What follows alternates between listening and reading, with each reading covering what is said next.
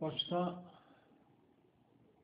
bu desteği başlatan her kimse, Şehitler Kervanı platformu adına onlara teşekkür ederiz.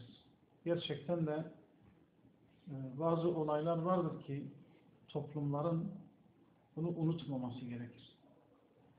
Toplumların hafızasında sürekli canlı kalması gerekir. Ki toplum ondan ders alsın, ibret alsın.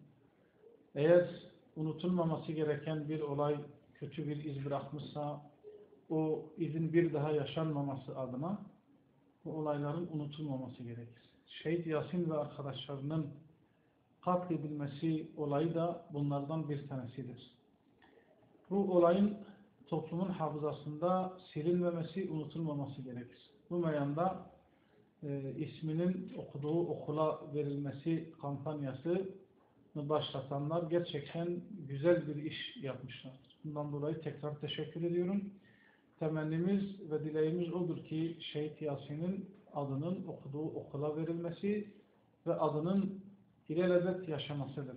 Her o ismi o okulda okuyan, her o ismi o okulda gören gençlerimiz bu acı olayı hatırlayacak, acı olayı araştıracak ve bir daha yaşanmaması için bilinçlenecek ve şuurlanacaklar. Bundan dolayı önemsiyoruz bunu.